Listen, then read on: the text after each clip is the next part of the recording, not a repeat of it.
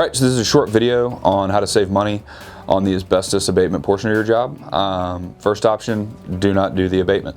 You're not required to abate in place, good condition asbestos. Second option, partial abatement. Only abate in the areas where new construction is coming in. There's some drawbacks to this, but it is an option. Third option, do the full abatement.